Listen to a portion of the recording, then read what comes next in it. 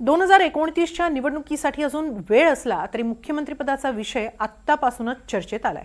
जय पवारांच्या एका विधानानं महायुतीतल्या अंतर्गत स्पर्धेला एक नवं वळण मिळालंय। 2029 साठी सुनेत्रा पवारांचं नाव पुढे येताच भाजप आणि शिंदे गटही त्यांच्या भूमिकांवर ठाम दिसतात।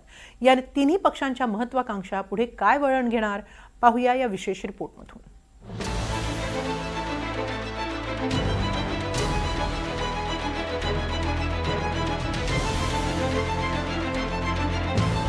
मला वाटते 29ला वहिनीच उभा राहतील आणि वहिनी आमची सर्वांची आशा आहे की ती जागा वहिनी मुख्यमंत्री म्हणून तिथं घ्यायला पाहिजे। जय पवारांचं विधान महायुतीत कुरघोडीला उधाण। मुख्यमंत्री व्हायला तेवढा मोठा जनाधार लागतो, तेवढ्या आमदारांची सगळी मोठी संख्या लागते। पुन्हा मुख्यमंत्री करेपर्यंत स्वस्त बसणार नाही।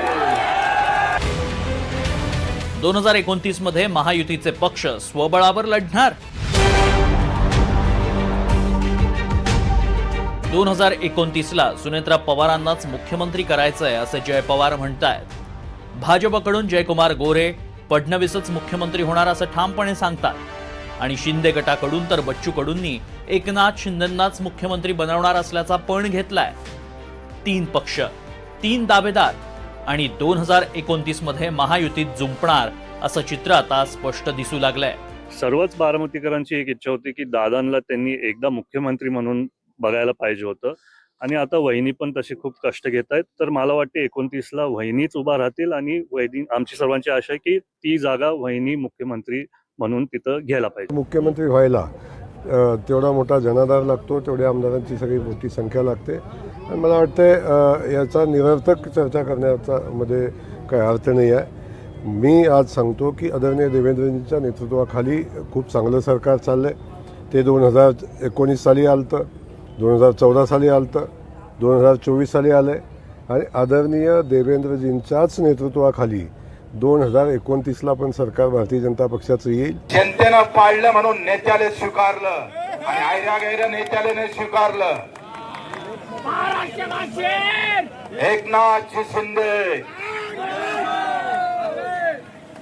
पुन्हा मुख्यमंत्री करेपर्यंत स्वस्त बसणार नाही।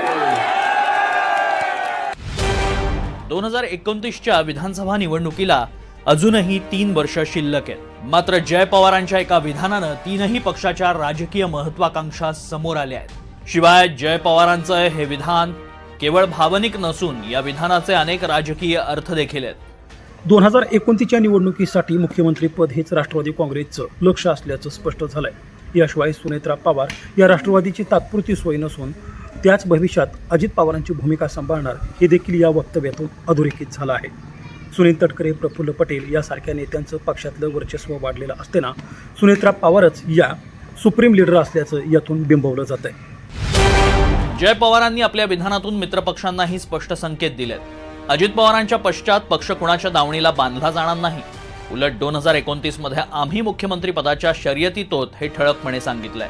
त्यामुळे आगामी निवडणुकीत फडणवीस विरुद्ध सुनेत्रा पवार विरुद्ध एकनाथ शिंदे अशी मुख्यमंत्री पदाची लढाई शक्य आहे।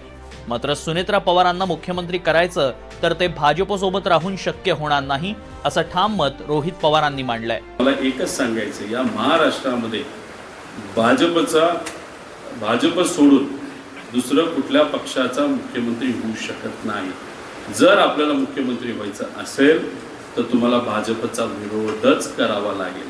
त्यामुळे दादांच्या शेवटच्या 4 महिन्यामध्ये जर आपण सर्वांनी बघितलं असेल, दादा सातत्याने भाजपच्या विरोधातच तिथं बोलत होते।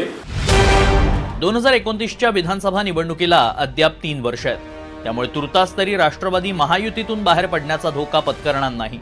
मात्र भविष्यात महायुतीचे 3ही पक्ष स्वतंत्र निवडणूक लढवू शकतात। राष्ट्रवादीनं स्वतंत्र निवडणूक लढवली तरी ही जास्तीत जास्त जागा जिंकण्याचा प्रयत्न असेल, ज्यामुळं निकालानंतर पुन्हा महायुती एकत्र आली तर मुख्यमंत्री पदासाठी बार्गेनिंग पॉवर जास्त असली पाहिजे। याशिवाय राष्ट्रवादीच्या दुसऱ्या गटासोबत जाण्याचा मार्गही खुला राहू शकतो। भविष्यातील राजकीय परिस्थिती पाहता शरद पवार गटालाही सोबत घेण्याची शक्यता दाट आहे। दुसरीकडे एकनाथ शिंदे गटही आपली ताकद वाढवण्याचा प्रयत्न करत आहे। बच्चू कडूंचा पक्षप्रवेश हा त्याच तयारीचा भाग आहे। 2029 मध्ये एकनाथ शिंदे मुख्यमंत्री पदावर दावा करण्यासाठी आतापासूनच तयारीला लागले. 2029च्या सत्तेचा सारीपाट आतापासूनच मांडला जातोय, पण 3 पक्षाच्या महायुतीत मुख्यमंत्री पदाची ही चढाओढ भविष्यात महायुतीला तडे देणार की नवी समीकरणं जुळवणार हेच आता पाहायचंय. देवा राखुंडे, एनडीटीव्ही मराठी, बारामती.